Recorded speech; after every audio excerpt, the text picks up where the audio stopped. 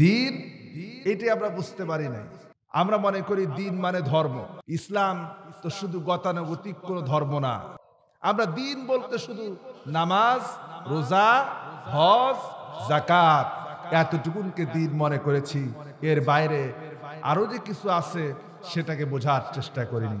তার মানে হলো দিন মানে শুধু ধর্ম মনে করেছি। এটাই হচ্ছে আমাদের সবচাইতে বড় সমস্যা। আমরা আজকে জানবো যে আল্লাহ পাক যেই দিনটাকে পরিপূর্ণ করে দিলেন সেই দিনটা কি, সে দিন বলতে আল্লাহ তাআলা কি বুঝিয়েছেন আর আমরা কি বুঝেছি। দিন শব্দের ১ নম্বর অর্থ হচ্ছে আইন। দিন শব্দের অর্থ কি? আইন। দিন শব্দের অর্থ হচ্ছে হুকুম। দিন শব্দের অর্থ হচ্ছে শাসন। দিন শব্দের অর্থ হচ্ছে ক্ষমতা। আল্লাহ পাক বলেন, ইনিল হুকমু ইল্লা লিল্লাহি আমারা আল্লা তা'বুদু ইল্লা ইয়্যাহু যালিকাদ-দীনুল কাইয়্যিম ওয়ালাকিন্না আকসারান নাসি লা ইয়ালামুন। আল্লাহ রাব্বুল আলামিন বলেন, ইনিল হুকমু ইল্লা লিল্লাহ, আল্লাহ ছাড়া আইন দেওয়ার মালিক, আইন দেওয়ার ক্ষমতা, বিধান দেওয়ার ক্ষমতা, শাসন করার ক্ষমতা কেবলমাত্র রব্বুল আলামিনের। আইন দেওয়ার ক্ষমতা কার? আল্লাহ। দ্বীনের ২ নম্বর অর্থ হচ্ছে আনুগত্য। দ্বীনের ২ নম্বর অর্থ কি? আনুগত্য। মাথা নত করে দাও। মুসলমানের মাথা নত হবে কেবলমাত্র কার সামনে? আল্লাহর সামনে। আল্লাহ রাব্বুল আলামিন বলেন, ফাদউল্লাহ মুখলিসিনা লাহুদ-দীন ওয়ালাউ কারিহাল কাফিরুন। তোমরা আল্লাহকে ডাকো, তার আনুগত্য করো, তার দাসত্ব করো, গোলামি করো, একনিষ্ঠভাবে এই দ্বীনকে খালেস ভাবে গ্রহণ করে নিয়ে আল্লাহ পাককে ডাকো। আর এই ডাকার মধ্যে কাফেরদের যতই অপছন্দ হোক না কেন, গাছালা পড়া করুক না কেন, তারা মানতে পারুক আর না পারুক, মুসলমান হিসাবে গোলামি কেবলমাত্র করবে কার? আল্লাহ। দিন মানে তরিকা, দিন মানে পথ, দিন মানে পন্থা, দিন মানে জীবন ব্যবস্থা। দিন মানে কি? জীবন ব্যবস্থা, অর্থাৎ মানুষের জীবনের শুরু থেকে নিয়ে শেষ পর্যন্ত যা কিছু করবে সব জায়গায় ইসলাম অনুযায়ী, দিন অনুযায়ী করবে। ঠিক কিনা বলেন?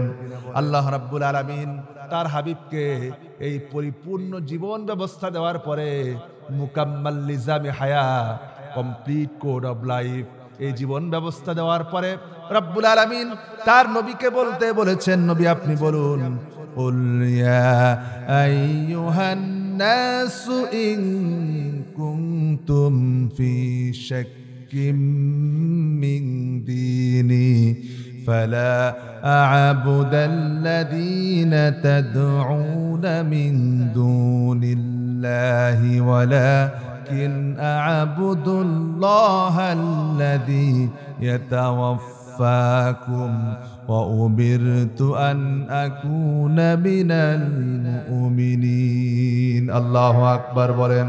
আল্লাহ রাব্বুল আলামিন বলেন, নবী আপনি বলে দিন, ইয়া আইয়ুহান নাস, ও পৃথিবীর মানব সকল।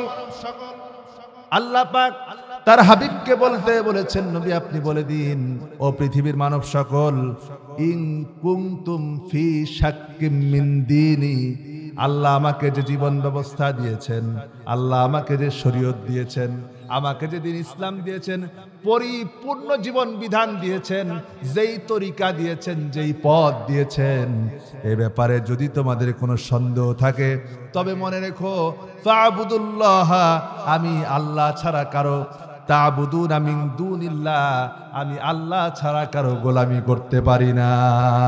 পারি? দিন শব্দের ৪ নম্বর অর্থ হচ্ছে প্রতিদান। দিন শব্দের মানে কি? প্রতিদান দিবস, অর্থাৎ কিয়ামতের দিন। ৫ ওয়াক্ত নামাজের মধ্যে আমরা পড়ি, মালিকি ইয়াউমুদ্দিন, প্রতিদান দিবসের মালিক, ক্ষমতাধর, অধিক ক্ষমতাধর আল্লাহর চাইতে শ্রেষ্ঠ ক্ষমতাধর তার কেউ নেই, আছে নাকি? নাই। চ্যানেলটি সাবস্ক্রাইব করে আমাদের সঙ্গেই থাকুন। আউযু বিল্লাহি মিনাশ الشيطان الرجيم بسم الله الرحمن الرحيم اليوم أكملت لكم دينكم وأتممت عليكم نعمتي ورضيت لكم الإسلام دينا صدق الله العظيم وصدق رسوله النبي الكريم ونحن ذلك من الشاهدين والشاكرين والحمد لله رب العالمين আমি আপনাদের সামনে তিলাওয়াত করেছি কোরআনে কারীমের 5 নম্বর সূরা সূরা মায়েদার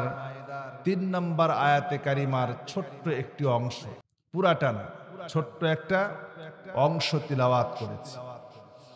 এই অংশের ভিতরে আল্লাহ রাব্বুল আলামিন বলছেন আল ইয়াউমা আকমালতু লাকুম, আজকের দিন আমি পরিপূর্ণ করে দিলাম তোমাদের জন্য। এই দিনকে কি পরিপূর্ণ করলাম?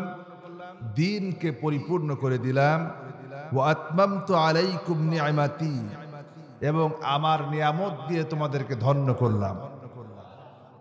দিন দিলাম আর আমার নিয়ামত দিলাম। সেই নিয়ামতটা কি আর দিনটা কি? আল্লাহ জবাব দিচ্ছেন ওয়ারাদিতু লাকুমুল ইসলাম দীনা, আর তোমাদের জন্য দিন হিসাবে, নিয়ামত হিসাবে মনোনীত করলাম ইসলামকে। জোরে কোন সুবহানাল্লাহ। আমাদের জন্য মনোনীত দিন কোনটা? ইসলাম। ইসলামটা যে দিন, দিন যে ইসলাম, এই দিন বোঝার মধ্যে আমাদের যত সমস্যা, ঠিক কিনা বলেন? দিন এটি আমরা বুঝতে পারি নাই। আমরা মনে করি দিন মানে ধর্ম। ইসলাম তো শুধু গতানুগতিক কোন ধর্ম না। ধর্ম গতানুগতিক দুনিয়ার অন্যান্য ধর্মের মতো ইসলাম গতানুগতিক কোন ধর্ম না, যে শুধুমাত্র হিন্দুদের মতো 12 মাসে 13 পূজা দিলেন আর হিন্দু হয়ে গেলেন, তা তো না। মুসলমান তো এমন না, ইসলাম তো এমন না যে দৈনিক 5 বার মসজিদে গেলেন, রমজান মাস আসলে রোজা রাখলেন, আর বছরে একবার যাকাত দিলেন, জীবনে একবার হজ করলেন আর মুসলমান হয়ে গেলেন। এতটুকুন মুসলমান হওয়ার জন্য যথেষ্ট নয়। আমরা দিন বলতে শুধু নামাজ, রোজা, হজ, যাকাত এতটুকুনকে দিন মনে করেছি। এর বাইরে আরো যে কিছু আছে সেটাকে বোঝার চেষ্টা করিনি। তার মানে হলো দিনকে দিন মানে শুধু ধর্ম মনে করেছি। এটাই হচ্ছে আমাদের সবচাইতে বড় সমস্যা। আমরা আজকে জানবো যে আল্লাহ পাক যে দিনটাকে পরিপূর্ণ করে দিলেন, সেই দিনটা কি, সে দিন বলতে আল্লাহ তাআলা কি বুঝিয়েছেন আর আমরা কি বুঝেছি। আর পরিপূর্ণ করলেন কখন? এই আয়াতে কারিমা নাজিল হয়েছে তখন নবী করিম সাল্লাল্লাহু আলাইহি ওয়াসাল্লামের বিদায় হজ্জের দিনে আল্লাহ রাব্বুল আলামিন এই আয়াতে কারিমা নাজিল করেছিলেন। জোরে বলেন সুবহানাল্লাহ। কোরআনে কারিমের সর্বশেষ নাজিলকৃত আয়াত হচ্ছে এটি। যে আয়াতে কারিমা আপনাদের সামনে তিলাওয়াত করেছি, এটি হচ্ছে কোরআনে কারিমের সর্বশেষ নাজিলকৃত আয়াত। কিন্তু পরিপূর্ণ সূরা হিসাবে সর্বশেষ নাজিল হয়েছে সূরা আন-নাসর। কোন সূরা? সূরা আন-নাসর। আর সর্বশেষ আয়াত কোনটা? সূরা মায়েদার 3 নম্বর আয়াত। সবাই মুখস্থ রাখেন, কোরআনে কারিমের সর্বশেষ নাজিলকৃত আয়াত হচ্ছে সূরা মায়েদার 3 নম্বর আয়াতে কারিমা। সে আয়াতে কারিমাই আপনাদের সামনে তিলাওয়াত করেছি। এবং এই আয়াতে কারিমার ভিতরে আল্লাহ রাব্বুল আলামিন দিনকে পরিপূর্ণ করলেন। আমরা এখন বুঝবো দিনটা কি। রাজি আছেন? রাজি আছেন ইনশাআল্লাহ? দিন যদি আমরা বুঝি, আল্লাহ যেই দিন আমাদের জন্য পরিপূর্ণ করে দিলেন, এই দিন যদি বুঝি, সব ঝামেলা শেষ। আমার ভাইরা, দিন শব্দের 1 নম্বর অর্থ হচ্ছে আইন। দিন শব্দের অর্থ কি? আইন। দিন শব্দের অর্থ হচ্ছে হুকুম। দিন শব্দের অর্থ হচ্ছে শাসন। দিন শব্দের অর্থ হচ্ছে ক্ষমতা। এটি হচ্ছে 1 নম্বরের অর্থ। তাহলে দিন শব্দের অর্থ কি? আইন। দিন শব্দের অর্থ হুকুম। দিন শব্দের অর্থ বিধান, ক্ষমতা, রাজত্ব। আল্লাহ রাব্বুল আলামিন কোরআনে কারীমের মধ্যে দিন মানে যে আইন, এটা জানবো কোথায় থেকে? কোরআন থেকে। আল্লাহ পাক বলেন, ইনিল হুকমু ইল্লা লিল্লাহি আমারা আল্লা তা'বুদু ইল্লা ইয়্যাহু যালিকাদ-দীনুল কাইয়্যিম ওয়ালাকিন্না আকসারান নাসি লা ইয়ালামুন। আল্লাহ রাব্বুল আলামিন বলেন, ইনিল হুকমু ইল্লা লিল্লাহ, আল্লাহ ছাড়া আইন দেওয়ার মালিক, আইন দেওয়ার ক্ষমতা, বিধান দেওয়ার ক্ষমতা, শাসন করার ক্ষমতা কেবলমাত্র রব্বুল আলামিনের। আইন দেওয়ার ক্ষমতা কার? আল্লাহ। আর আমারও আল্লাহ তা'বুদু ইল্লা ইয়্যাহু, এখানে ইবাদত দ্বারাও এই আইনকেই বোঝানো হয়েছে যে আল্লাহ ছাড়া আর কারো আইন মানা যাবে না, আর কারো শাসন মানা যাবে না।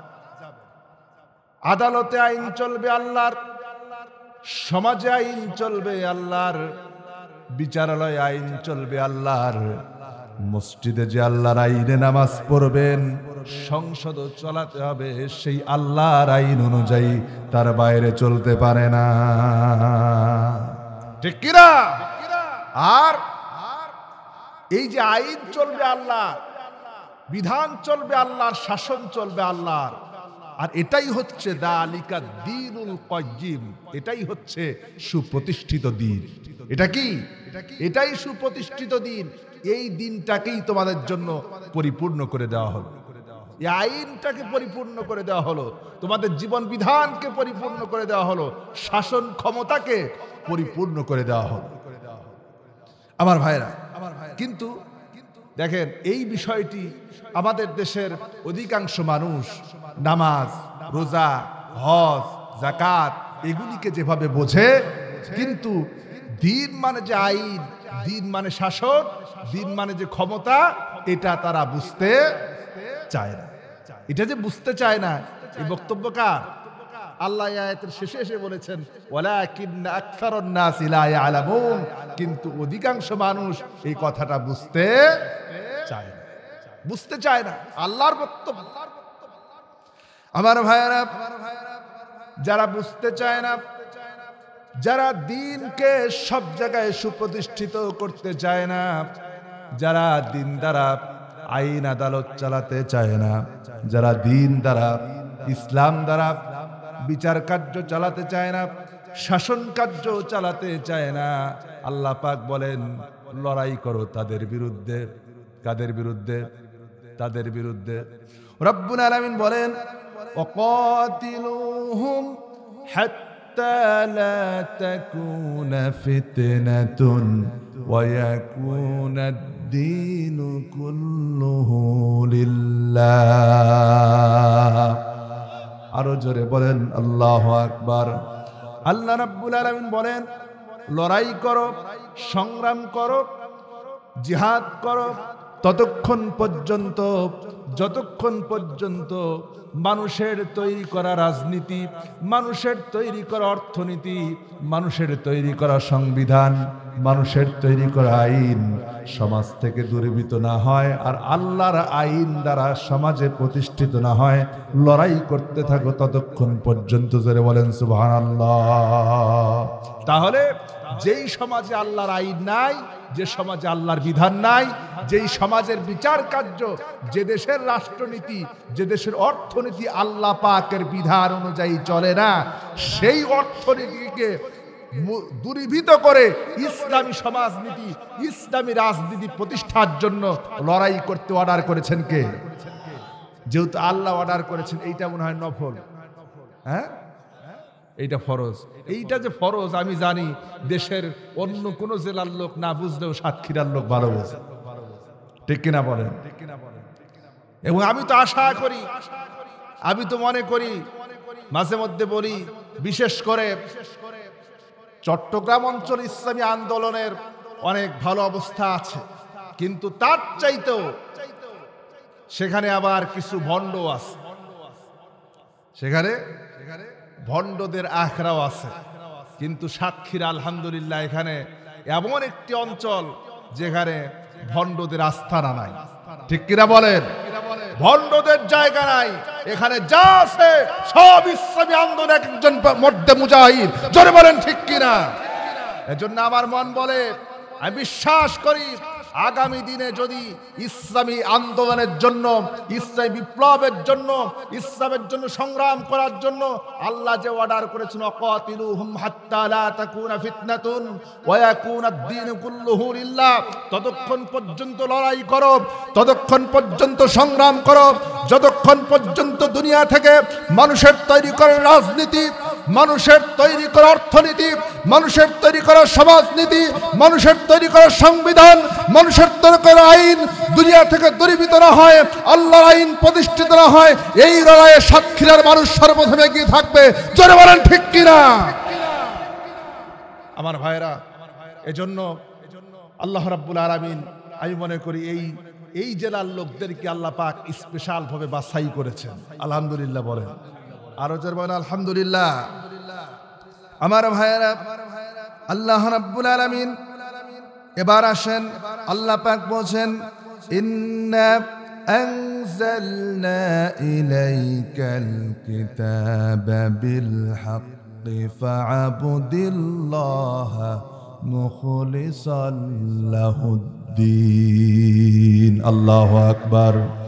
আল্লাহ রাব্বুল আলামিন বলেন, আমি তোমাদের উপরে যে কিতাব অবতীর্ণ করেছি, যে কিতাব দিয়েছি, এই কিতাব সত্য সহকারে দিয়েছি, আর এটা এর ভিতরে আছে হুকুম, এর ভিতরে আছে সব কিছু আছে, এর ভিতরে আছে মানুষের সমাজের কথা, মানুষের অর্থনীতির কথা, ব্যবসা কেমনে চালাবেন, রাজনীতি কেমনে চালাবেন, অর্থনীতি কেমনে চালাবেন, এমনকি আপনার জীবন কেমনে চালাবেন, পারিবারিক জীবন থেকে শুরু করে নিয়ে রাষ্ট্রীয় জীবন পর্যন্ত কিভাবে চালাবেন, এমনকি আপনার রান্নাঘর থেকে শুরু করে নিয়ে সংসদ ভবন পর্যন্ত কিভাবে চালাবেন, সবকিছু রব্বুল আলামিন এই কিতাবের ভিতরে, কোরআনে কারীমের ভিতরে হক ভাবে, স্পষ্ট ভাবে, সত্য ভাবে বর্ণনা করে দিয়েছেন। জোরে বলেন সুবহানাল্লাহ। এই জন্য ফা'বুদিল্লাহা মুখলিসান লাহুদ্দিন, সুতরাং দিনকে একনিষ্ঠভাবে আল্লাহর জন্য খালিস করে নাও। আইনকে, রাজনীতিকে, অর্থনীতিকে সবকিছু হবে কার জন্য? আল্লাহ পাকের জন্য। অর্থাৎ আমার জীবনের যা কিছু হবে সব কার জন্য? রব্বুল আলামিন বলেন, নবী আপনি বলে দিন, কুল ইন্না সলাতি ওয়া নুসুকি ওয়া মাহইয়ায়া ওয়া মামাতি লিল্লাহি রাব্বিল আলামিন। আমার জীবন, আমার মরণ, আমার বেঁচে থাকা, আমার মরে যাওয়া, আমার নামাজ, আমার কোরবানি সবটা হবে কেবলমাত্র রব্বুল আলামিনের জন্য। কার জন্য? আমার জীবন কার? আর এই জীবন বিলিয়ে দিবেন কার জন্য? হায়াত, আমাকে যে সম্পদ দিয়েছেন, এই সম্পদ কার? এই সম্পদকে কোরবানি করবেন কার জন্য? আল্লাহর জন্য। আল্লাহ দিয়েছেন, এটা কোরবানি করতে হবে আল্লাহ পাকের জন্য। আমার ভাইরা, এই দিন মানে যে রাষ্ট্রীয় আইন, এতক্ষণ বুঝলাম দিন মানে আইন। দিন মানে কি? আইন। কিন্তু দিন মানে যে রাষ্ট্রীয় আইন, এখন বলতে পারেন যে এইটার প্রমাণ কোথায় আছে? দিন মানে যে রাষ্ট্রীয় আইন, এটা তো প্রমাণ পাওয়া লাগবে, ঠিক না? আল্লাহ রাব্বুল আলামিন সেইটার প্রমাণও দিচ্ছেন। আপনারা জানেন হযরত ইউসুফ আলাইহিস সালাম, নাম শুনেছেন? হযরত ইউসুফ আলাইহিস সালাম, তিনি আল্লাহ পাক তাকে মিশরের খাদ্যমন্ত্রী বানিয়েছিলেন। জানেন না আপনারা? ঘটনা জানেন।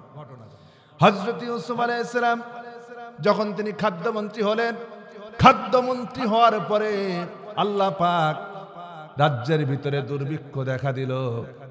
ইরান থেকে ভাইরা সাহায্য নেওয়ার জন্য ইউসুফের কাছে, যেই ভাইরা ইউসুফ আলাইহিস সালামকে দুনিয়া থেকে বিদায় করে দিতে চেয়েছিল, বাঁচায় রাখবে না, দুনিয়া থেকে বিদায় করে দেবে, শেষ করে দেবে, যেন ইউসুফ আর কোনোদিন উঠে দাঁড়াতে না পারে, এমন ভাবে বিদায় করে দেবে। কিন্তু আল্লাহ পাক ইউসুফকে শুধু বাঁচালেন না, বরং তাকে মিশর রাজ্যের খাদ্যমন্ত্রী বানায় দিলেন। খাদ্যমন্ত্রী যখন হলেন, হওয়ার পরে দুর্ভিক্ষ দেখা দিল। যেই ভাইরা তাকে মেরে ফেলতে চেয়েছিল সেই ভাইরাই আসলো ইউসুফ আলাইহিস সালামের কাছে খাদ্য নেওয়ার জন্য। প্রথমবার যখন আসলো, ইউসুফ আলাইহিস সালাম তার ভাইদেরকে বললেন, তোমাদেরকে আর কোনো ভাই আছে নাকি? প্রথমে 10 ভাই আসছে। কোরআনে কারীমের ভিতরে সূরা ইউসুফ পড়ে দেখবেন, সূরা ইউসুফ এমন একখানা সূরা, যেই সূরা সম্পর্কে আল্লাহ পাক আহসানাল কসাস বলেছেন।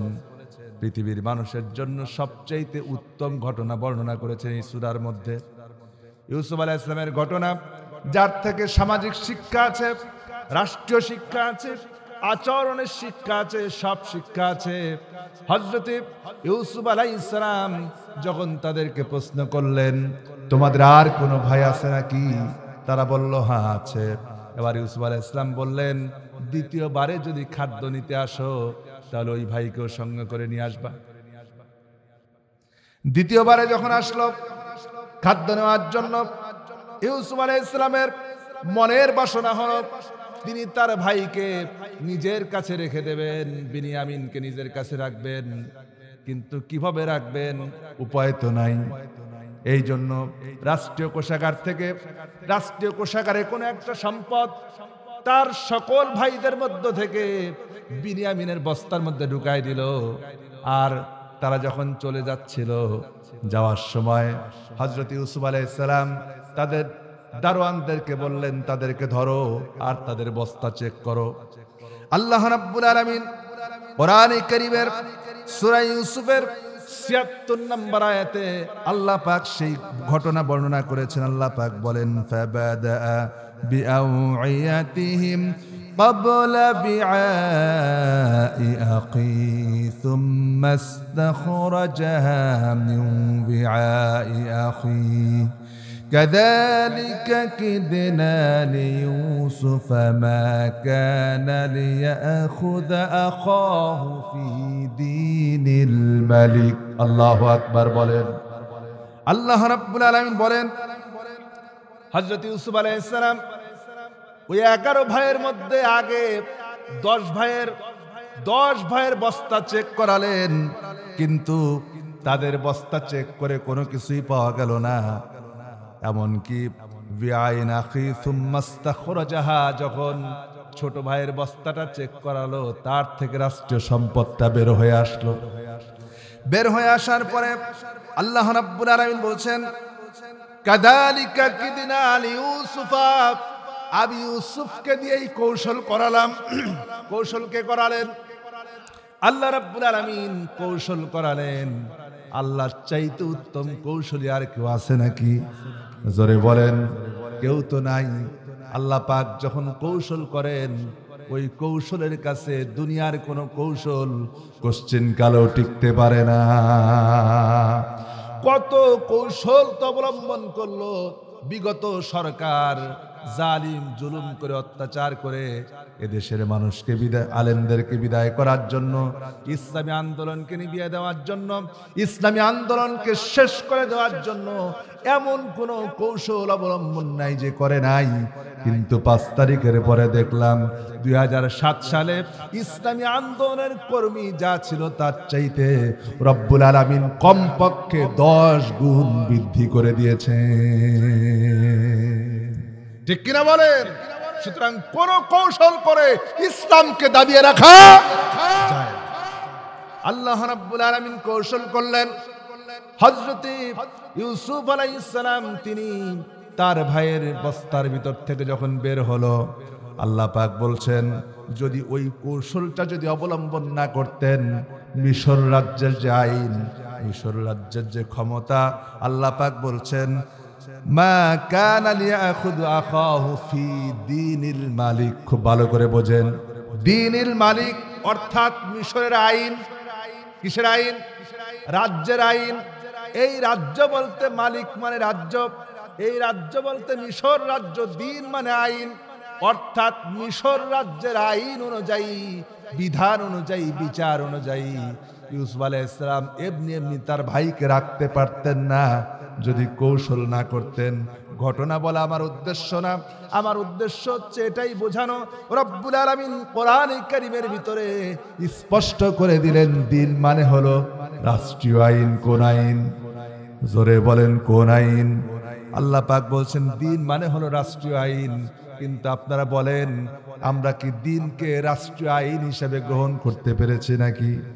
আল্লাহ রাব্বুল আলামিন যা নাজিল করেছেন বিদায় হজ্জের দিনে, আল ইয়াউমা আকমালতু লাকুম দীনাকুম, আমি তোমাদের জন্য তোমাদের রাষ্ট্রীয় আইনটাকে পরিপূর্ণ করে দিলাম। রাষ্ট্রীয় আইন যদি আল্লাহ পরিপূর্ণ করে দিয়ে থাকেন, তাহলে এই রাষ্ট্রে কেউ যদি মানুষের তৈরি করা আইন দিয়ে যদি রাষ্ট্র চালাতে চায়, মানুষের তৈরি করা আইন দিয়ে যদি বিচার কার্য চালাতে চায়, মানুষের তৈরি করা আইন দিয়ে যদি চোরের হাত কাটার বিধান চালাতে চায়, মানুষের তৈরি করা আইন দিয়ে যদি ফাঁসির আইন চালাতে চায়, মুসলমান বেঁচে থাকতে, মুসলমানের শরীরে তাজা রক্ত থাকতে সে তো কখনো মানুষের তৈরি করা আইন মেনে নিতে পারে না। পারবে না কি বলেন? কারণ সে তো জানে, যদি আমি আল্লাহ পাকের আইনকে যদি মেনে নিতে না পারি, তাহলে কিয়ামতের দিন আল্লাহ রাব্বুল আলামিনের দরবারে আমাকে আসামি হওয়া লাগবে। আসামি হওয়া লাগবে না? আসামি হওয়া লাগবে না? অবশ্যই আসামি হওয়া লাগবে। আমার ভাইরা, আল্লাহ রাব্বুল আলামিনের এই পৃথিবীতে যত সৃষ্টি আছে সব আইন মানে কার? শুধুমাত্র আমরা ছাড়া, ঠিক না? শুধু আমরা ছাড়া। কারণ হচ্ছে এই যে এখন রাত প্রায় 12:30 বাজে, এখন কি আল্লাহ পাক সিস্টেম করে দিয়েছেন এখন রাত 12:30 বাজবে, কিন্তু এখন যদি দিন এসে বলে রাত সর, আমি এখন এটারে দিন বানায় দেব, হবে? হবে কোনো দিন? হবে। দিনের 12টা, দিন 12টার সময় রাতের চন্দ্র এসে যদি বলে সূর্যরে সর, তোর আর জায়গা নাই, আমি এখন এটারে রাত বানায় দেব, পারবে নাকি? পারবে না।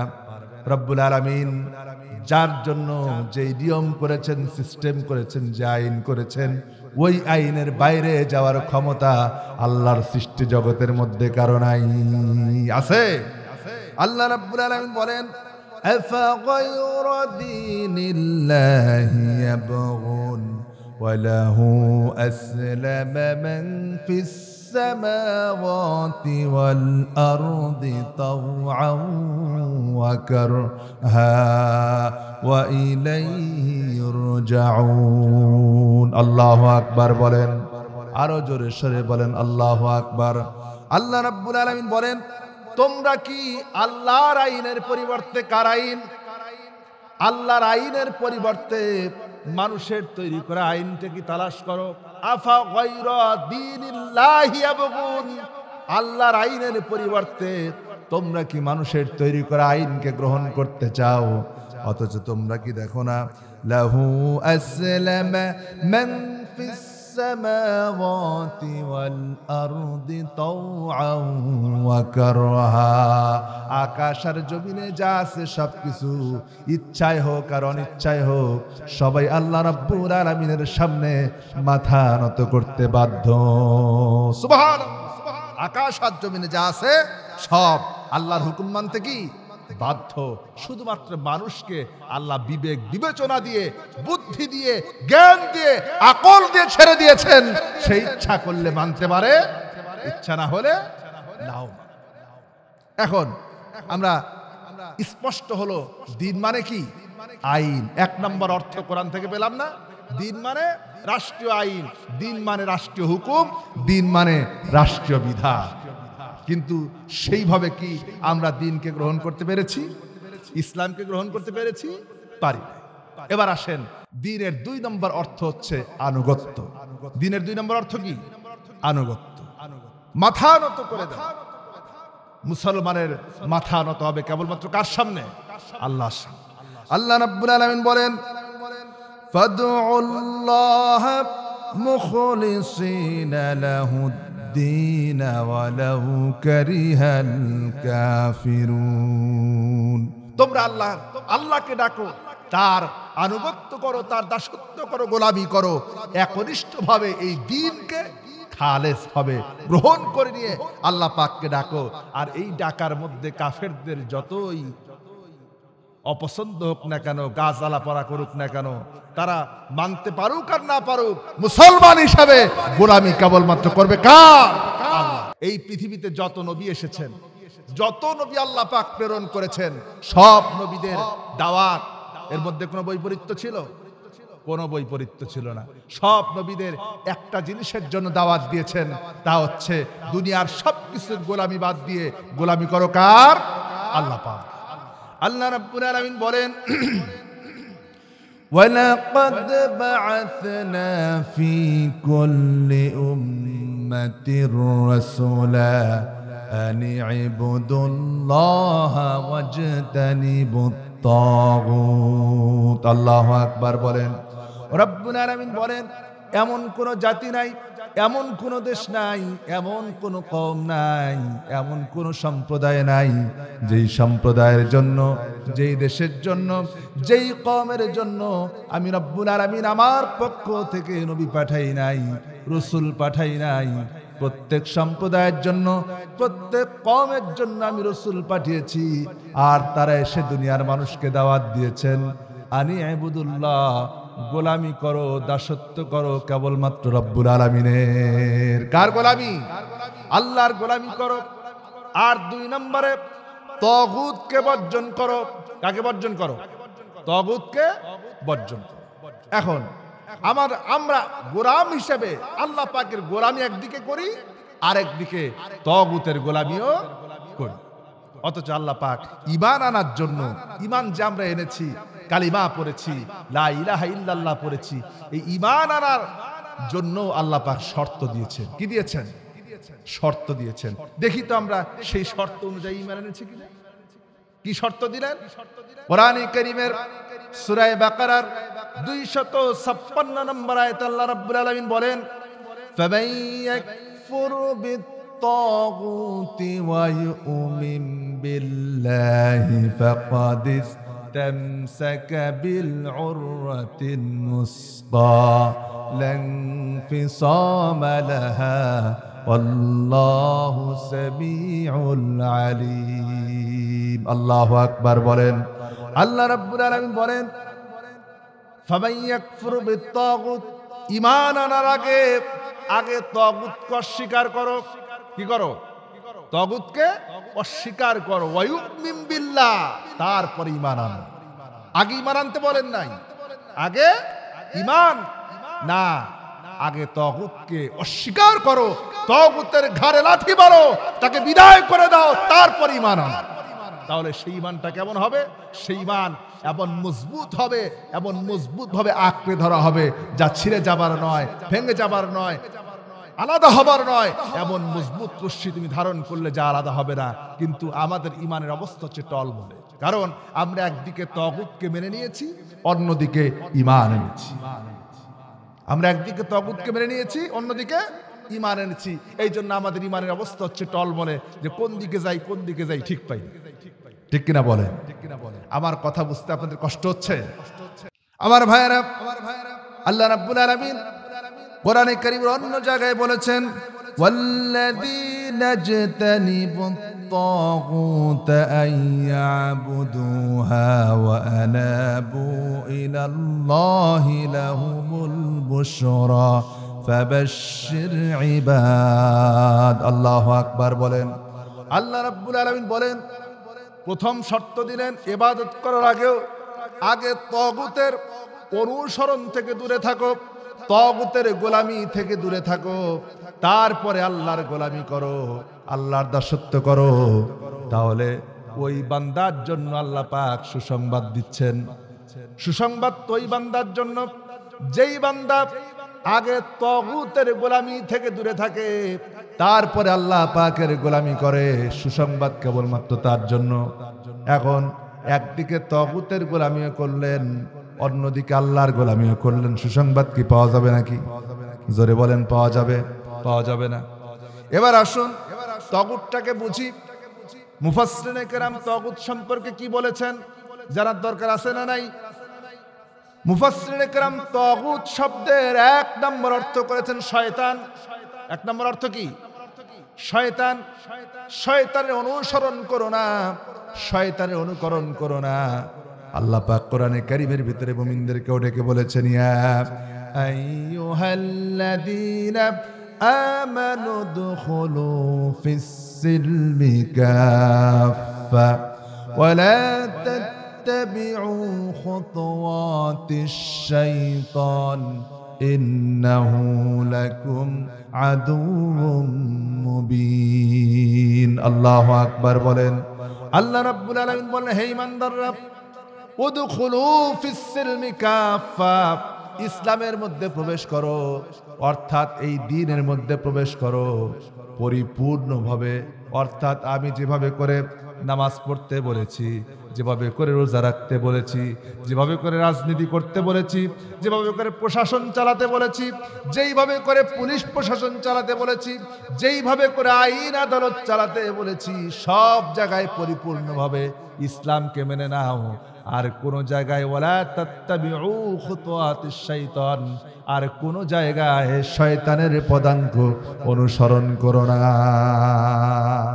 শয়তানের পথ অনুসরণ করো না। এই জন্য শয়তানকে বলা হয় তাগুত। 2 নম্বর তাগুত বলা হয় নিজের নফসকে। কাকে? নফসকে তাগুত বলা হয়। ইচ্ছার গোলামি করাকে তাগুত বলা হয়।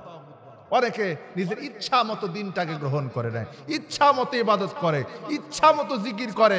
কোরআন হাদিসে আছে না নাই এটা দেখান নেই, ঠিক কিনা বলেন? আছে না? আছে।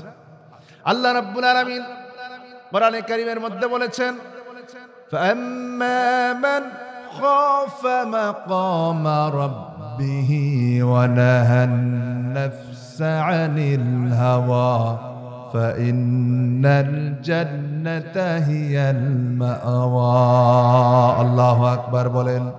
যারা নাকি আপন প্রভুর সামনে, রব্বুল আলামিনের সামনে দণ্ডায়মান হওয়াকে ভয় করে, ওয়ানাহান নাফসা আনিল হাওয়া, আর নফসের অনুসরণ করে না, নফসের গোলামি করে না, নিজের ইচ্ছা অনুযায়ী শাসন কার্য চালায় না, নিজের ইচ্ছা অনুযায়ী বিচার কার্য চালায় না। অর্থাৎ আজকের দুনিয়ায় আমরা যত আইন মানি, যত বিধান মানি, যে আইনগুলি আমাদের দেশে প্রচলিত আছে, এই সবগুলি তো মানুষের তৈরি করা আইন, নফসের প্রসূত আইন, মানুষের বিবেক চিন্তা প্রসূত আইন। এটা তো আল্লাহর আইন না। তার মানে আমরা নিজেদের ইচ্ছা মতো গোলামি করি। আবার অনেক সময় বলি যে সব জায়গায় ইসলাম চলে না। আছে না এরকম লোক? অন্তত সাতক্ষীরাতে নেই, আছে যে সব জায়গায় ইসলাম চলে। তোমরা খালি সব জায়গায় ইসলাম ইসলাম করো, সব জায়গায় কি ইসলাম চলে? সমাজে একটা বিচার করবে, এইখানেও ইসলাম টানা লাগবে, আছে কিনা বলেন? অথচ নিজের নফসের গোলামি করো না, সে তার ইচ্ছা মতো করবে, কিন্তু কোরআনকে অনুসরণ করবে। ইমাম গাজ্জালী রাহমাতুল্লাহ আলাইহি বলেছেন, জান্নাতি বান্দা হওয়ার জন্য এতটুকু যথেষ্ট, সে তার ইচ্ছার গোলামি ছেড়ে দিল, সে তার ইচ্ছার গোলামি ছেড়ে দিল, গোলামি ছেড়ে দিয়ে আল্লাহর গোলাম হয়ে গেল। কারণ মন তো চায় সবসময় দুনিয়ার চাকচিক্যের পিছনে ছুটতে, দুনিয়ার পিছনে ছুটতে। সে ইমানদার কখনো মনের ইচ্ছার পিছনে ছুটতে পারে। আমার ভাইয়েরা, আল্লাহ রাব্বুল আলামিন তাগুত শব্দের মুফাসসিরকে অনেকগুলি অর্থ করেছেন। তার মধ্যে আরেকটা অর্থ হচ্ছে রাষ্ট্রশক্তি। কোন শক্তি বলেন? রাষ্ট্রশক্তি। এমন রাষ্ট্রশক্তি যেই রাষ্ট্রশক্তি থাকার পরে ইচ্ছা করলেও আপনি আল্লাহ পাকের আইনকে বাস্তবায়ন করতে পারবেন না, এমন রাষ্ট্রশক্তি। এখন আমরা তো মনে করতেছি 5 তারিখের পরে বুঝি আমরা স্বাধীন হয়ে গেছি। স্বাধীন হয়েছি না, স্বাধীন তখন হব যখন আপনি ইসলাম দ্বারা সমাজের বিচার কার্য পরিচালনা করবেন, কোনো বাধা আসবে না, ঠিক কিনা বলেন?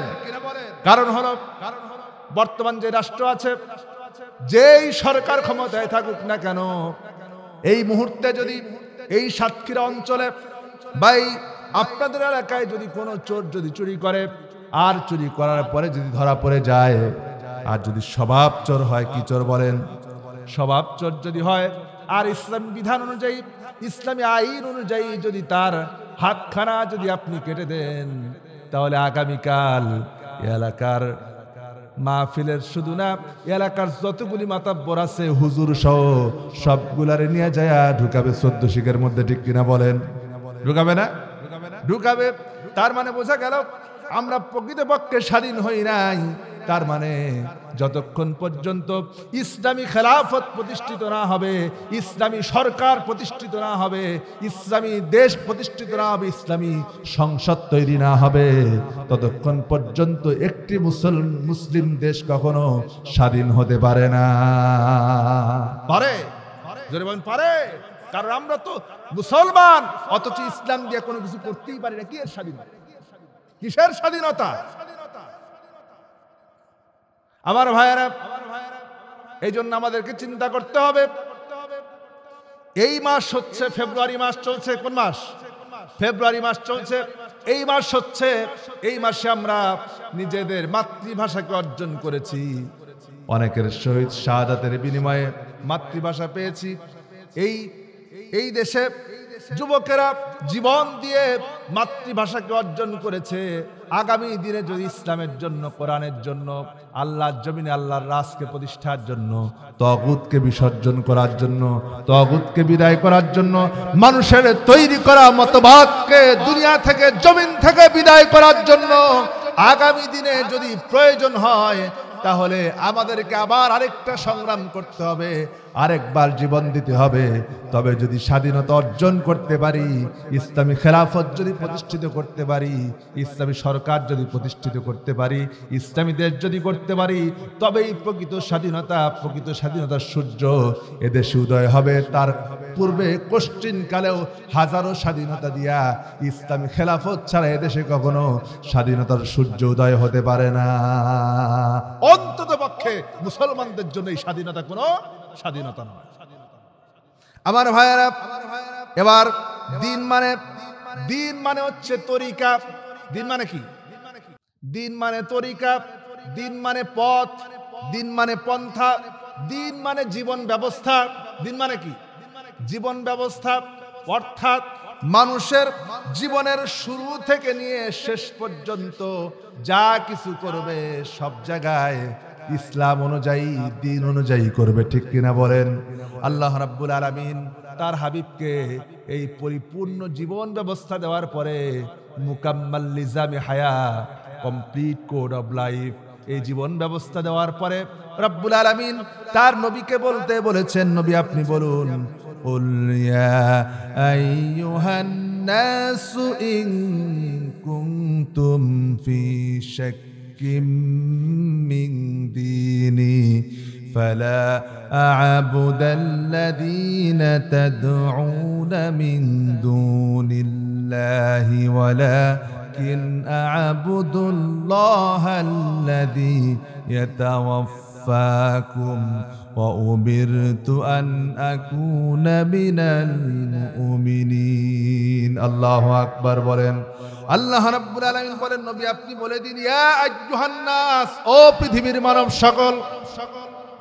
আল্লাহ পাক তার হাবিবকে বলতে বলেছেন, নবী আপনি বলে দিন, ও পৃথিবীর মানব সকল, ইন কুনতুম ফি শাক্কিম মিন দীনি, আল্লাহ আমাকে যে জীবন ব্যবস্থা দিয়েছেন, আল্লাহ আমাকে যে শরীয়ত দিয়েছেন, আমাকে যে দিন ইসলাম দিয়েছেন, পরিপূর্ণ জীবন বিধান দিয়েছেন, যেই তরিকা দিয়েছেন, যেই পথ দিয়েছেন, এ ব্যাপারে যদি তোমাদের কোনো সন্দেহ থাকে, তবে মনে রেখো, ফা'বুদুল্লাহ, আমি আল্লাহ ছাড়া কারো, তা'বুদুনা মিন দুনিল্লাহ, আমি আল্লাহ ছাড়া কারো গোলামি করতে পারি না। পারি? জোরে বলেন পারি? তার মানে হলো আমরা এই কথা বলতে পারি, এই বর্তমান সমাজে যত রাজনৈতিক দল আছে, ইসলাম ছাড়া, কি ছাড়া? ইসলাম ছাড়া যত রাজনৈতিক দল আছে, তারা যেই জীবন আদর্শ দেয়, জীবন ব্যবস্থা দেয়, তাদেরকে আমরা কথা বলতেই পারি, যতক্ষণ পর্যন্ত তোমরা যদি মনে করো ইসলামের মধ্যে রাজনীতি নাই, ইসলামের মধ্যে সমাজনীতি নাই, এই ব্যাপারে যদি তোমাদের কোনো সন্দেহ থাকে, রাসূলের বক্তব্য, এ ব্যাপারে যদি তোমাদের কোনো সন্দেহ থাকে যে ইসলামের মধ্যে রাজনীতি নাই, অনেক মানুষ তো আছে বলে কোরআনে কোনো রাজনীতি নাই, বলে না? এটা তো আল্লাহর কিতাব, এখানে আবার রাজনীতি থাকবে কেন? রাজনীতি তো দুনিয়ার মানুষের বিষয়, অর্থনীতি তো দুনিয়ার মানুষের বিষয়, এটা আল্লাহ বলবে কেন? আছে না এমন? আছে। তার মানে আল্লাহ রাব্বুল আলামিন এই জন্য তার হাবিবকেও বলতে বলেছেন, নবী আপনি বলুন ওই লোকদেরকে, আমরা ওই লোকদেরকে বলতে চাই, যদি তোমাদের সন্দেহ থাকে যে আল্লাহ রাজনীতির বিধান দেন নাই, আল্লাহ অর্থনীতির বিধান দেন নাই, আল্লাহ সমাজনীতির বিধান দেন নাই, এ ব্যাপারে যদি তোমাদের কোনো সন্দেহ থাকে, তাহলে মনে রেখো আমি আমার জীবনে আল্লাহর দেওয়া রাজনীতি ছাড়া কারোর রাজনীতি মানি না। আমি আল্লাহর দেওয়া জীবন ব্যবস্থা ছাড়া কারো জীবন ব্যবস্থা মানি না। আল্লাহর দেওয়া আইন ছাড়া, বিধান ছাড়া, আল্লাহর দেওয়া তরিকা ছাড়া কারো তরিকা মানি না। মানতে পারি? মানতে পারি। আমাদের দেশে তো শুধু রাজনৈতিক কথা বাদ দিলাম, তরিকারও অভাব নাই। মুসলমানদের মধ্যে কত তরিকা, কেউ চিশতিয়া তরিকা, কেউ কাদরিয়া তরিকা, কেউ জাবরিয়া তরিকা, কত তরিকা আছে, আছে না? অন্তত মনে হয় এই এলাকায় নাই, আছে তরিকা নাই। বিশেষ করে এই এখান থেকে পার হয়ে, খুলনা পার হয়ে বরিশাল গেলে এই তরিকার অভাব নেই, ঠিক না? বিভাগ একটা পার হলে কত তরিকা, সর্বনাশ। তরিকার অভাব নেই, এক একজন এক এক তরিকা। এক গ্রামে 3 তরিকা নিয়ে 3 মসজিদ। এই ফরিদপুরে এক জায়গায় গেলাম, বলছে হুজুর এই গ্রামে 3 তরিকার 3 মসজিদ। মসজিদ আলাদা, তরিকা আলাদা, মসজিদ আলাদা। চিন্তা করেন। অথচ আল্লাহ পাক বান্দার জন্য তরিকা কি আলাদা আলাদা দিয়েছেন? তরিকা কয়টা? মুসলমানদের তরিকা কয়টা? একটা তরিকা, তার নাম হচ্ছে ইসলাম। তার নাম কি? ইসলাম। আল্লাহ রাব্বুল আলামিন কোরআনে কারীমের মধ্যে বলেছেন এই জন্য, আম লাহুম শুরাকা শারউ লাহুম মিনাদ-দীন মা লাম ইয়াদান বিহিল্লাহ। আল্লাহু আকবার বলেন। আল্লাহ রাব্বুল আলামিন বলেন, তাদের কি এমন কোন দেবতা আছে, অথবা এমন কোন প্রভু আছে, অথবা এমন কোন নেতা আছে, অথবা এমন কোন পীর সাহেব আছে, অথবা এমন কোন হুজুর আছে? খুব ভালো করে বোঝেন। এখানে আমলাহুম শুরা শারউ, এখানে দ্বারা শুধু দেবতা বোঝানো হয় নাই। মুফাসসিরিনে কেরাম এই অর্থ দ্বারা, যদিও শুধু বাংলা কিতাবে তরজমা পড়লে পরে পাবেন যে শারউ মানে দেবতা বোঝানো হয়েছে, তার মানে হিন্দুদের দেবতাকে বোঝানো হয়েছে, শুধু কিন্তু তা না।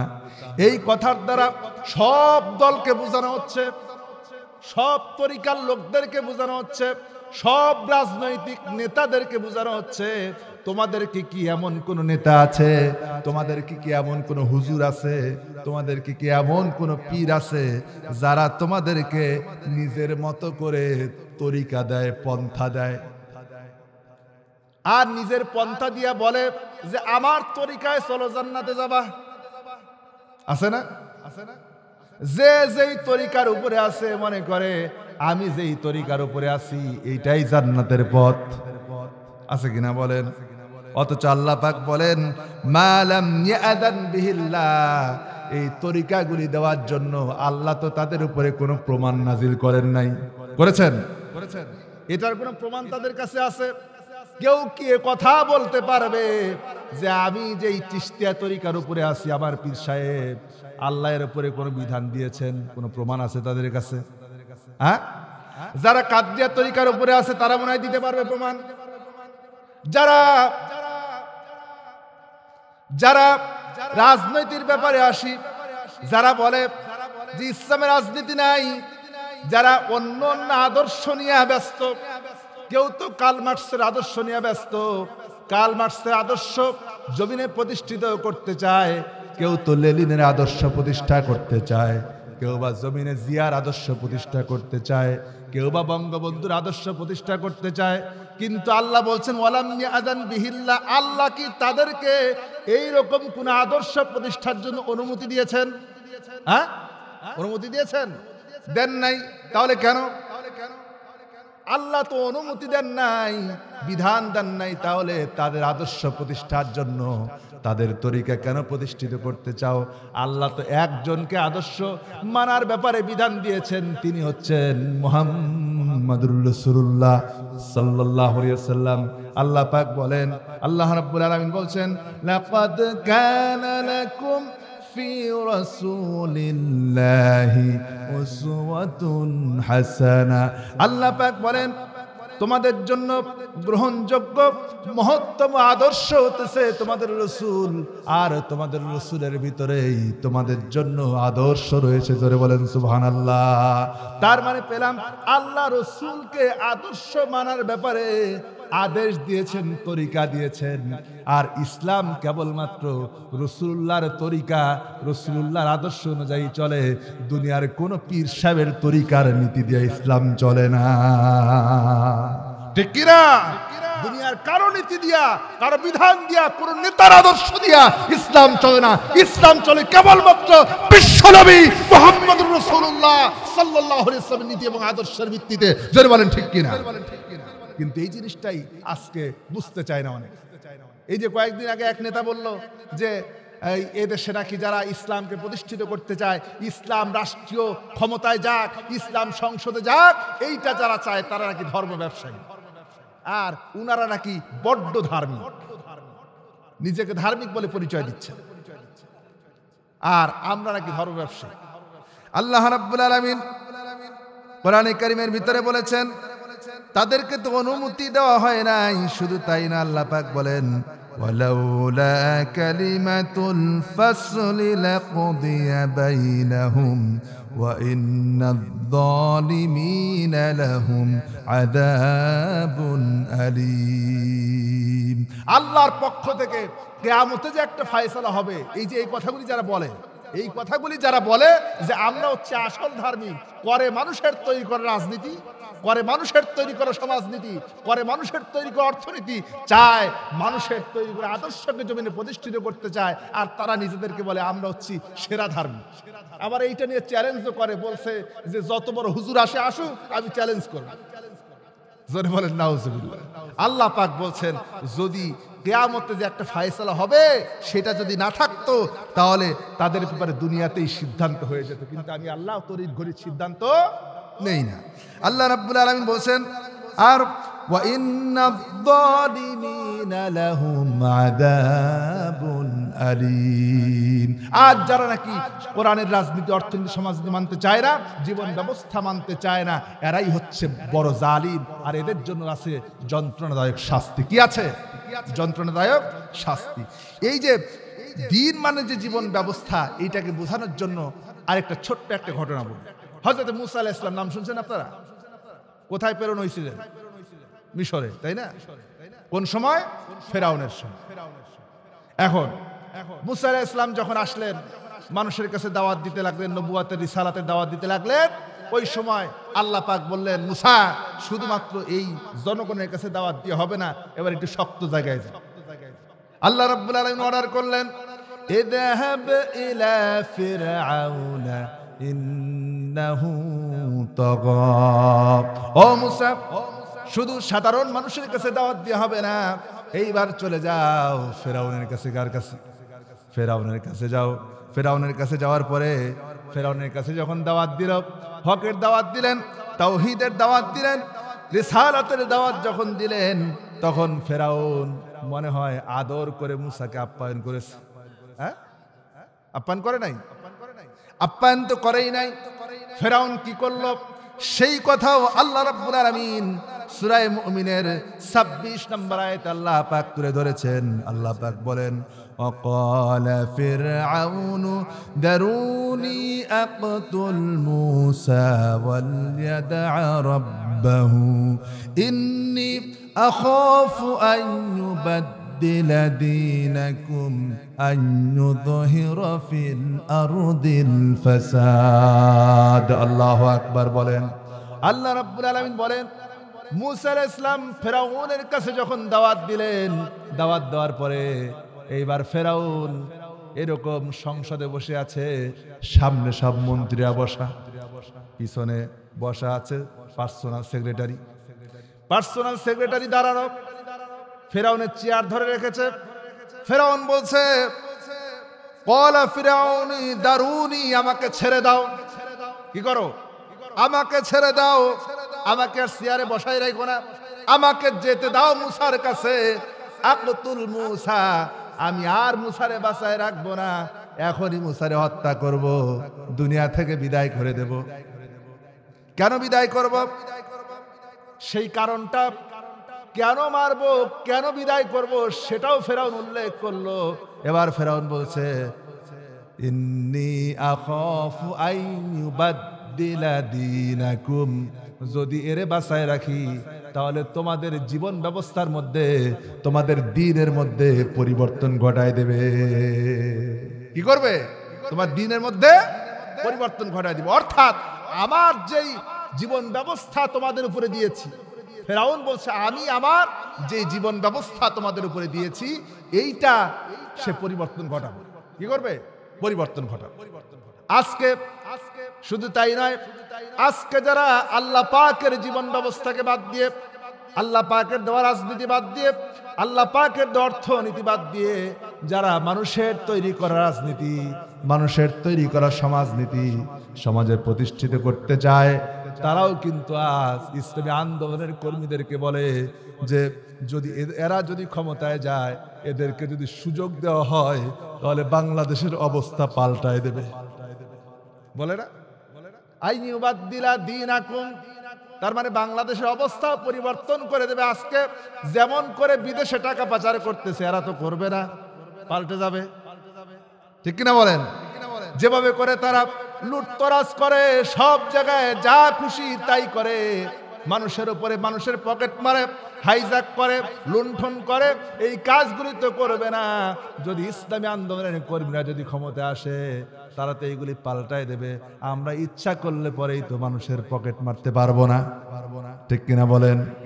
আজকে ফেরাউনের কথাই বলেছিল, আজকেও ইসলাম বিরোধীরা একই কথা বলে। এমনকি ফেরাউন বলল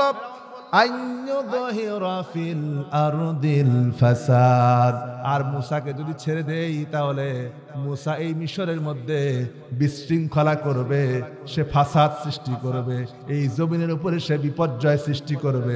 আসলে বলেন আল্লাহ পাকের কোন নবী কি দুনিয়ায় বিপর্যয় সৃষ্টি করার জন্য এসেছেন নাকি শান্তি প্রতিষ্ঠার জন্য এসেছেন? কেন এসেছেন? বিপর্যয় সৃষ্টি করার জন্য নাকি শান্তি প্রতিষ্ঠার জন্য? শান্তি প্রতিষ্ঠার জন্য নবীরা এসেছেন। আর তারা বলছে কি? ফেরাউন বলল মুসাকে যদি ছেড়ে দাও তাহলে সে বিপর্যয় করবে। আজকেও যখন মানে আমাদের দেশে অন্যান্য রাজনৈতিক দলগুলি দেখবেন, যখন একটু ভাব দেখতেছে ইসলামী দলগুলি, এই বুঝি এক হয়ে গেল, এই বুঝি ইসলামী আন্দোলনের অন্যান্য দলগুলি এক হয়ে গেল, যদি হয় মানে হয়ে বুঝি দেশে একটা বিশৃঙ্খলা করবে, একটা বিপর্যয় করবে, এই কথা বলছে না? মানে তারা মনে করছে যে এরা মনে হয় দেশে কোনো একটা হট্টগোল বাঁধাবে, বিপর্যয় করবে। অনুরূপভাবে ফেরাউন যা বলছিল আজকের ইসলাম বিরোধীরাও সেই একই কথা বলে। তার মানে ফেরাউনের বক্তব্য আর তাদের বক্তব্যের মধ্যে কোনো পার্থক্য নাই। আমার ভাইয়েরা, আল্লাহ রাব্বুল আলামিন এবার আপনাদেরকে প্রশ্ন করেছেন। কাদেরকে? আমাদেরকে প্রশ্ন করতেছেন। আল্লাহ রাব্বুল আলামিন এবার আমাদেরকে প্রশ্ন করতেছেন, আফাহুকুমুল জাহিলিয়াতি ইয়াবগুন ওয়া মান আহসানা মিনাল্লাহি হুকমান লিকাওমিন ইউকিনুন। ও মুসলমানরা, আফাহুকুমুল জাহিলিয়াতি ইয়াবগুন, এই যে সব দিনটাকে স্পষ্ট করে দিলাম, জীবন বিধান দিলাম, আইন দিলাম, শাসন দিলাম, সব দিলাম। আল-ইয়াওমা আকমালতু লাকুম দীনাকুম, আমি আমার দ্বীনকে পরিপূর্ণ করে দিলাম। এটার পরেও কি তোমরা আফা হুকমুল জাহিলিয়াতি ইয়াবগুন, মানুষের তৈরি করা জাহালাতকে খুঁজতে চাও? মানুষের তৈরি করা জাহালাতের পিছনে ছুটতে চাও? এর পরেও কি চাও? আমি তো তোমাদের জন্য দ্বীনের হিসাবে সব দিয়ে দিলাম, এর পরেও কেন মানুষের তৈরি করা জাহালাতের দিকে ছোট? মানুষের তৈরি করা রাজনীতির পিছনে কেন ছোট? মানুষের তৈরি করা অর্থনীতির পিছনে কেন ছোট? যে অর্থনীতি, যে রাজনীতি, যে সমাজনীতি তোমাকে কোনদিন শান্তি দিতে পারবে না। আল্লাহ রাব্বুল আলামিন অথচ বলছেন ওয়ামান আহসানা মিনাল্লাহি হুকমা, ইমানদারদের জন্য আল্লাহ যে আইন দিয়েছেন এর চাইতে শ্রেষ্ঠ আইন আর কি হতে পারে? আল্লাহ নিজেই বলছেন, আল্লাহ পাক প্রশ্ন করার পরে আল্লাহ নিজেই বলছেন, ওই ইমানদাররা, আমি আল্লাহ যে আইন দিলাম, আমি আল্লাহ যে জীবন ব্যবস্থা দিলাম, আমি আল্লাহ যে বিচার ব্যবস্থা দিলাম, এর চাইতে সুন্দর ব্যবস্থা আর কি চাও তোমরা? সুবহানাল্লাহ। এরপরেও আমরা বুঝি না। আমরা বুঝি না এই কারণে যেহেতু আমরা কোরআনটাকে বুঝে পড়ার চেষ্টাই করি না। এবার আরেকটা অর্থ বলেই আলোচনা শেষ করব। দিন শব্দের 4 নম্বর অর্থ হচ্ছে, যদি আরো অনেক লম্বা আলোচনা ছিল ওইদিকে যাব না। দিন শব্দের 4 নম্বর অর্থ হচ্ছে প্রতিদান। দিন শব্দের মানে কি? প্রতিদান দিবস, অর্থাৎ কিয়ামতের দিন। 5 ওয়াক্ত নামাজের মধ্যে আমরা পড়ি মালিকি ইয়াউমুদ্দিন, প্রতিদান দিবসের মালিক, ক্ষমতাধর, অধিক ক্ষমতাধর আল্লাহর চাইতে শ্রেষ্ঠ ক্ষমতাধর তো আর কেউ নেই, আছে নাকি? নাই। সেই কিয়ামতের দিনও আল্লাহ রাব্বুল আলামিন দুনিয়ার কোন মানুষকে কিয়ামত যে হবে তাতে কোনো সন্দেহ আছে? আল্লাহ রাব্বুল আলামিন বলছেন, ইন্নামা তুআদুনা লাসাদিক ওয়া ইন্নাদ-দীনা লাওয়াকি'। আল্লাহর ওয়াদা তো সত্য, আর কিয়ামতের দিন বিচার দিবস প্রতিষ্ঠিত হবে, এতে কোনো সন্দেহ নাই। আল্লাহ পাক আরো বলছেন, সেই দিন যখন আসবে, কিয়ামতের দিন যখন আসবে, সেদিন কেউ কারো সাহায্যকারী হবে না। হবে নাকি? আল্লাহ রাব্বুল আলামিন বলেন, ইয়াউমা লা তামলিকু নাফসুন লিনাফসিন শাইআ ওয়াল আমরু ইয়াউমাইযিন লিল্লাহ। বিচারের দিন যখন সামনে আসবে, সেদিন কেউ কারো সাহায্যের জন্য এগিয়ে আসবে না, কেউ কারো সাহায্য করবে না, কেউ কারো পাশে দাঁড়াবে না, কেউ কারো পাশে থাকবে না। এমনকি সেই দিন রব্বুল আলামিন কোন মানুষকে কিয়ামতের দিন একাকী ডাকবেন না। একাকী ডাকবেন নাকি? একাকী ডাকবেন না। আল্লাহ রাব্বুল আলামিন সেদিন প্রত্যেক মানুষকে ডাকবেন তার নেতা সহকারে, যেই নেতার অনুসরণ দুনিয়ায় করেছিলে, যেই নেতার অনুকরণ দুনিয়ায় করেছিলে, সেই নেতা সহকারে ডাকবেন। আল্লাহ পাক বলেন, আল ইয়াউমা নাদউ কুল্লা উনাসিম বিইমামিহিম। কিয়ামতের দিন আল্লাহ রাব্বুল আলামিন কোন মানুষকে একা ডাকবেন না, প্রত্যেককে ডাকবেন তার নেতা সহকারে। জোরে বলেন সুবহানাল্লাহ। দুনিয়ায় বসে এমন নেতার পিছনে ছোট, তুমি তো মুসলমান, আমি আপনি মুসলমান, এমন নেতার পিছনে ছুটি যেই নেতা কোনোদিন আমাকে বলে না নামাজ পড়েছো কিনা, রোজা ছিলে কিনা, কোরআন পড়ো কিনা, কোরআন পড়া শিখেছো কিনা। এমন নেতার পিছনে ছুটি যেই নেতা কোনোদিন নামাজের খবর নিল না, এমন নেতার পিছনে ছুটি যেই নেতা কোনোদিন রোজার খবর নিল না, এমন নেতার পিছনে ছুটি যেই নেতা কোনোদিন আমার কোরআন তিলাওয়াতের খবর নিল না। ঠিক কিনা বলেন? অথচ মুসলমান হিসাবে আমার তো সেই দলে থাকা উচিত, সেই নেতার পিছনে যাওয়া উচিত, সেই নেতার পিছনে ছোটা উচিত যেই নেতার অনুসরণ করলে পরে, যেই নেতার পিছনে গেলে পরে, যেই নেতা আমাকে জিজ্ঞেস করবে আজকে 5 ওয়াক্ত নামাজ জামাতে পড়তে পেরেছো কিনা। যেই নেতার পিছনে গেলে নেতা আমাকে জিজ্ঞেস করবে যে এই মাসে কয় ওয়াক্ত নামাজ তোমার জামাতের সহিত হয়েছে। যেই নেতা আমাকে জিজ্ঞেস করবে এই যে একটা মাসের ভিতরে 30 দিন চলে গেল, কয়দিন তুমি কোরআনে কারিম অধ্যয়ন করেছো, কয়দিন তুমি কোরআনে কারিম পড়েছো। এই যে একটা মাস চলে গেল, এই মাসের ভিতরে কয়দিন তুমি ইসলামী সাহিত্য পড়েছো, ইসলামকে জানার জন্য চেষ্টা করেছো। এমনকি যেই নেতা তোমাকে জান্নাতে নেওয়ার জন্য পথ দেখায়, একজন মুসলমান হিসেবে, গোলাম হিসেবে দুনিয়ার পরকালে জবাবদিহি যেহেতু আমাকে করতে হবে, পরকালে আল্লাহর দরবারে দাঁড়াতে হবে, নেতা সহকারে যখন দাঁড়াতে হবে, সুতরাং আমার আপনার উচিত ওই দলকে বেছে নেওয়া যেই দলে গেলে পরে দুনিয়াও কল্যাণ হবে, আখিরাতে রব্বুল আলামিন খুশি হয়ে বান্দাকে জান্নাত দিয়ে দিবে। আমার ভাইয়েরা, এই জন্য আমাদের উচিত দিনটাকে পরিপূর্ণভাবে বোঝা। আল্লাহ পাক দিনটাকে আমাদের জন্য পরিপূর্ণ করলেন। আল-ইয়াওমা আকমালতু লাকুম দীনাকুম ওয়া আতমামতু আলাইকুম নি'মাতি। আল্লাহ বলছেন আমি তোমাদের জন্য এই জীবন ব্যবস্থাকে পরিপূর্ণ করে দিলাম। তার মানে আমরা আজকের আলোচনা থেকে জানলাম দিন মানে হচ্ছে আইন। দিন মানে কি? দিন মানে আইন, দিন মানে আনুগত্য, দিন মানে জীবন ব্যবস্থা, দিন মানে তরিকা, দিন মানে শাসন, দিন মানে ক্ষমতা, দিন মানে পরকালের দিন। সুতরাং রব্বুল আলামিন আগের 3টা মেনে পরকালটাকে যদি মানতে পারি, আগের 3টাকে যদি মানতে পারি, তাহলে পরকালের দিনটা আমাদের জন্য সহজ হয়ে যাবে। ঠিক কিনা বলেন? আগের তিনটা যদি মানি তাহলে পরকালে মুক্তিটাও আমাদের জন্য সহজ হবে। আল্লাহ পাক আমাদেরকে রাত 1টা পার হয়ে গেছে, বলেছিলাম যে 1.5 ঘন্টার মতো আপনাদের সাথে কথা বলবো, সেই 1.5 ঘন্টাও হয়ে গেছে, অনেক রাত হয়ে গেছে। এত রাত করা আসলে ঠিক না। এত রাত হয়ে গেলে তাফসির শোনার জন্য একটা সুস্থ মস্তিষ্কের দরকার হয়, তাফসির বোঝার জন্য একটা সুস্থ মস্তিষ্কের দরকার হয়। সেই সুস্থ মস্তিষ্কের সময় বিশেষ করে 11:30টার পরে আর থাকে না, ঠিক কিনা বলেন? আমরা 11:30টা দূরের কথা, এখন 1টা পার হয়ে গেছে। আল্লাহ রাব্বুল আলামিন আমাদেরকে কোরআন বোঝার, কোরআন জানার, কোরআন মানার এবং দ্বীনের উপরে, যেই দ্বীনের ব্যাপারে কথা বললাম, এই দ্বীনের উপরে সুপ্রতিষ্ঠিত থাকার যেন তৌফিক দান করেন। বলেন আল্লাহুম্মা আমিন।